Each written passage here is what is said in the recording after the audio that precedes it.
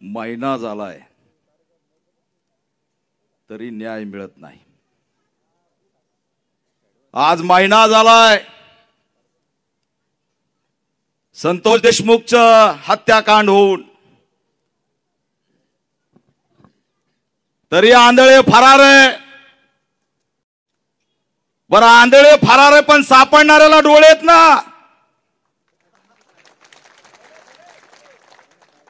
पाठीमागच त्या वाल्मिक कराड अटक होत नव्हता, जेव्हा बीडमध्ये दणका दिला की मी सापडून आणतो लगेच पळत आला। आता पुन्हा एक इशारा देतोय, बीड पोलिसांना इशारा देतोय, गृह विभागाला इशारा देतोय, येणाऱ्या 24 तासाच्या आत जर आंधळ्याला अटक झाली नाही तर पुन्हा हा दीपक केदार त्याला पकडून आणल्याशिवाय राहणार नाही, हा इशारा सुद्धा या माध्यमातून।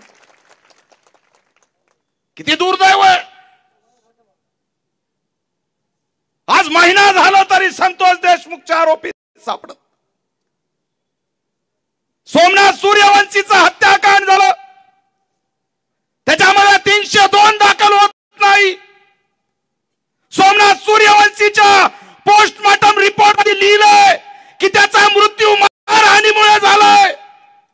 छत्रपती संभाजी नगरच्या हॉस्पिटलमध्ये, घाटी हॉस्पिटलमध्ये हा एकमेव दीपक केदार त्या हॉस्पिटलमध्ये गेल्यानंतर त्या सोमनाथ सूर्यवंशीची बॉडी मी फ्रीज मधून बाहेर काढली, तिला उलट पालट करून बघितलं, बेदम मारलं होतं। त्याचा हत्याकांड झालं, त्याचा हत्याकांड करणारा त्या फोटो कुठे रे त्या घोरबांडचा आहे का? हे बाई हे कशाच्या कुठून कसं काय पोलीस झालंय? हे मनोहर कदमची औलाद, हे मनोहर कदमने रमाबाई आंबेडकर नगर मध्ये 10 जणांवरती गोळ्या झाडल्या होत्या, ही त्याची औलाद। त्याला निलंबन झालं, फक्त त्याचं अटक होत नाही। न्याय मागते त्याची आई, सोमनाथ सूर्यवंशीची आई न्याय मागते। काल तिने 10 लाख रुपये सरकारचे परत पाठवले। ती म्हणली मला पैसा नको, माझ्या लेकराला न्याय पाहिजे, ह्या पोलिसाला अटक पाहिजे। संतोष देशमुखचं कुटुंब इथं बसलंय। अरे राजकारण राजकारणाच्या ठिकाणी करा। आम्ही आजपर्यंत त्या धनंजय मुंडेच्या विरोधात बोललो ना, त्या गुन्हेगार वाल्मिक कराडच्या विरोधात बोललो। आम्ही नाही बोलत कधी। मी 350 घटनांना भेटी दिल्या महाराष्ट्रात, अनेक हत्याकांड बघितलेत, संतोष देशमुख सारखा हत्याकांड मी बघितलं नाही। डोळे जाळलेत, बॉडीवरती थोडी सुद्धा जागा नाही। कोणताही संवेदनशील माणूस त्याच्या डोळ्यातून पाणी आल्याशिवाय राहणार नाही। राजकारण करायला निघाले, मोर्चे काढायला निघालेत। हा मोर्चा म्हणे मराठ्यांचा आहे, हा मोर्चा मराठ्यांचा नाही, हा मोर्चा छत्रपती शिवाजी महाराज डॉक्टर बाबासाहेब आंबेडकरांच्या सैनिकांचा मोर्चा आहे। हा मोर्चा जातीचा नाही, कारण संतोष देशमुख ज्याला वाचवायला गेला होता तो सोनूने बौद्ध होता, दलित होता, त्याने विचार जातीचा केला नाही।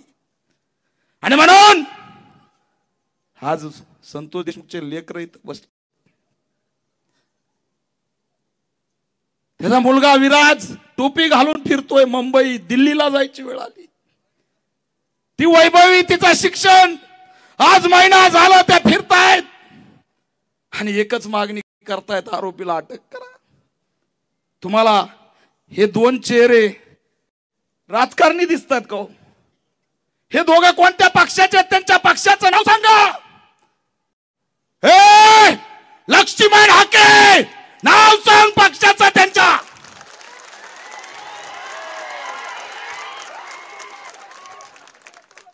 अरे लाज वाटली पाहिजे प्रति मोर्चा काढताना। रे हाके नाही, हा बिंडोके बिंडोके. सुपारी भेटली की वाजवली. अरे बरं झालं हे अमेरिकेत नाही, त्या डोनाल्ड ट्रम्पवर अन्याय झालाय म्हणून तिथं मोर्चा काढला असता. ह्याला फक्त सुपारी पाहिजे. निघले ना कोपर्डीच्या मोर्चा निघले. एकाही दलित संघटनेने पक्षाने प्रतिमोर्चा काढला नाही.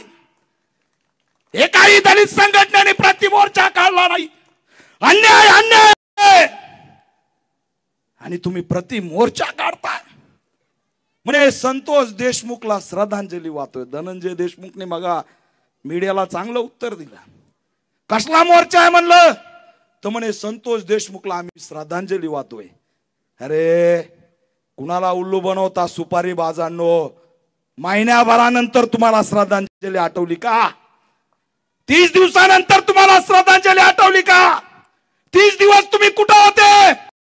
किती रुपयाची तुमची डील झाली आणि मग तुम्ही मैदानात आले? याचं उत्तर द्या. काल छत्रपती संभाजीनगरला मोर्चा काढला, खेळ संपला. आता जर मोर्चा काढला तर आडवा हा पॅन्थर आल्याशिवाय राहणार नाही, हा इशारा इथून देतोय. बस झाले तुमचे नाटक, बस झाले नाटक. रे निरागस लेकरांसंबंधी तुम्ही राजकारण करताय. मानवता मिली का या महाराष्ट्रातून? अरे फुले शाहू बाबासाहेब शिवाजी महाराजांचा हा महाराष्ट्र एवढा निर्दयी कसा झालाय? हे राजकारणी कुटुंब आहे का? हे धनंजय राव फिरताय, त्यांचे लेकरा फिरताय, ते राजकारणी आहेत का? आणि तुम्ही राजकारण करायला निघालात. हे बिंडोके. आणि तिकडे एक बसला तिसरा डोळा. एक डोळा अमेरिकेकडे, दुसरा डोळा भारताकडे. आणि तिथं बसून मुंबईला गा पाहतोय. काय नाव आहे त्याच? अरे मला बी माहिती की. त्या ह्याच्यावरती होता बघा एक पिक्चर लक्षाचा, कवट्या महाकाळ. लक्षाला कोण धरून आणि मीडियावाल्याला बोलतय आणि मधीच काय होतंय काय की हो हो हो हो सरकार सरकार हे जोरांगे हुई हुई हाव. अरे मर्शीन तुटन काय, कुठाला फाटून जाईल. अण्णा मी बोलल्यावर तुम्हाला थोडा राग येईल, पण हे 2 अंडे जे आहेत ना आपल्या साहेबांनी पोचलेले आहेत.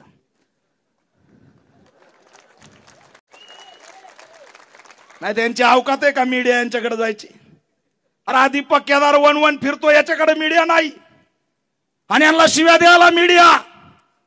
साहेबाला सांगा अण्णा एका दिवसात यांची दुकानदारी बंद होती. यांच्याकडे कुणी जात नाही. तिथं बसून आपलं लय विद्वान झालोय, लय कायद्याच्या गप्पा, लय संविधानाच्या गप्पा. अरे संविधान वाचवण्यासाठी सोमनाथ सूर्यवंशी मेला, सोमनाथ सूर्यवंशी शहीद झाला. संविधान वाचवण्यासाठी 150 पोरांना बेदम मारला, या बहिणींना मारलं. सांगा गुणरत्न सावरते तुम्ही परभणीला का गेले नाहीत? उत्तर द्या.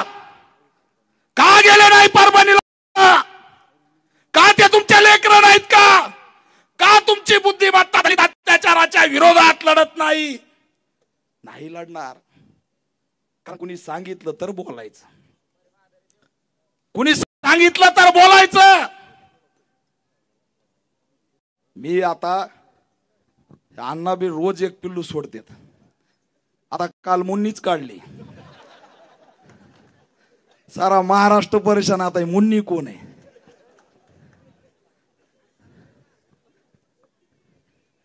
लय जण परेशान झालेत, पण मुन्नी काय कालपासून सापडा नाही. आणि आम्हाला माहिती आहे गॅरंटी लवकर सांगणारच नाहीत. त्यांना विचारलं की ते म्हणतील मी तर शिंगाणी आहे गजनी मधला. अण्णा आकाचं नाव घ्या नाही म्हणे मी संजय शिंगाणी आहे. पण अण्णा तुम्ही गजनी मधला संजय शिंगाणी आहेत. आधी पक्केदार वाल्मिक कराडचं नाव घेणार हा पुष्पा आहे, पुष्पा झुकेगा नाही साला. आता मी बी पुष्पा होतो. त्याने मुन्नीचं नाव सांगावं फक्त कानात, मी बोलून दाखवतो. मी कुणाच्या बापाला घाबरत नाही. जर बहुजनांना वाचवण्यासाठी सोमनाथ सूर्यवंशी असेल, हा आमचा संतोष देशमुख असेल. आणि या संतोष देशमुखला न्याय देत असताना, या लेकरांना न्याय देत असताना, या भीम सैनिकाला मरण आलं तरी चालेल, पण आता पाठीमागे हटणार नाही, हा इशारा इथून देतोय.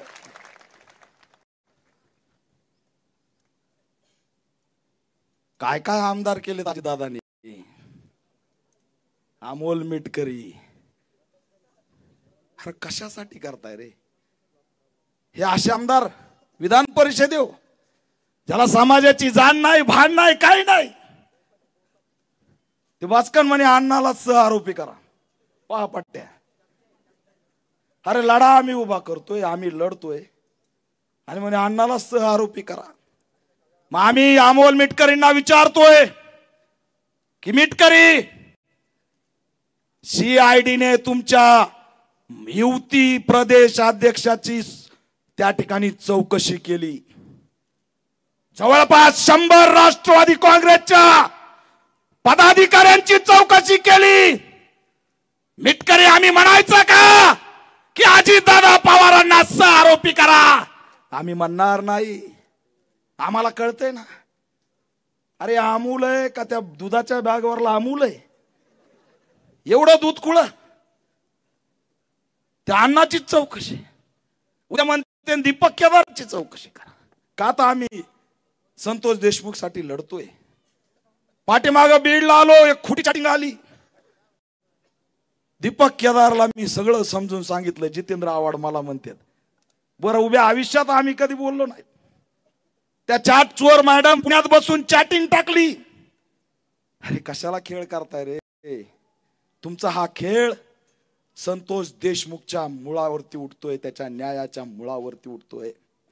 नका काढू प्रतिमोर्चे, नका वागू असं सैतानासारखं निर्दयी असंवेदनशील, नका वागू. एक न्याय मागतोय तर दुसरा आडवा येऊ नका, त्या न्यायात सामील व्हा. धनंजय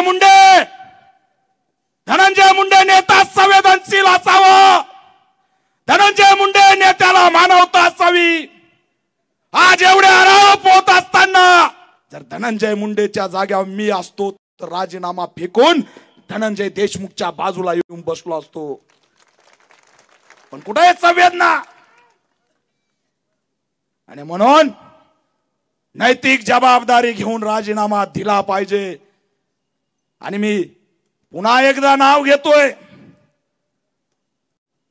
की हे सरकार जर कुणाच्या टेकूमुळे तुम्हाला ब्लॅकमेल करत असेल, देवेंद्र फडणवीस यांना मी या ठिकाणाहून आव्हान करतोय कळकळीचं, जर तुम्हाला टेकूमुळे जर कुणी ब्लॅकमेल करत असेल तर तुम्ही सुद्धा हे सरकार पाडून टाका, पण संतोष देशमुख आणि सोमनाथ सूर्यवंशीला न्याय द्या. न्यायाची लढाई थांबणार नाही. वैभवी विराजला न्याय दिल्याशिवाय आम्ही शांत बसणार नाहीत.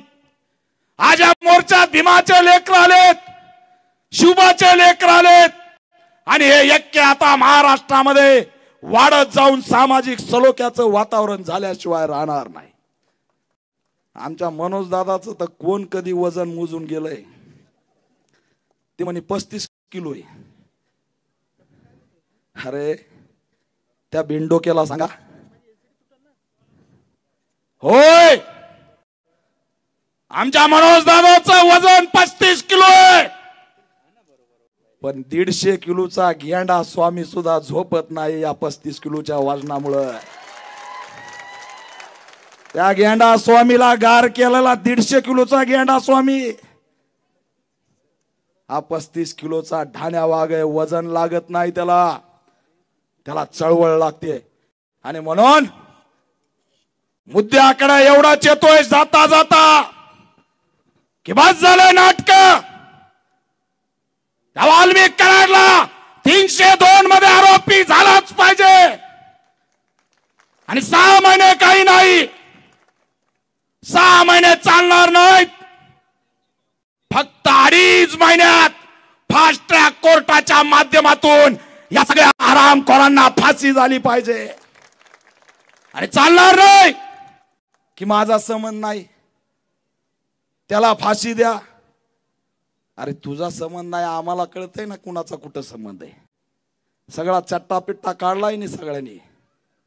अंजली दामानिया यांनी सगळा वाल्मिक कराडचा सगळ्याचा चट्टापट्टा काढलाय. आणि म्हणून अंजली दामानियाने ते सगळा डिटेल काढला की ते मला एक सुचलं. सगळा चट्टापट्टा काढला अंजली दामानिया आणि ताब्यात घेताच गडी म्हणला मला झालाय स्लीप एपोनिया. नवीनच आजार आणलाय स्लीप एपोनिया झालाय. अरे याला धरा.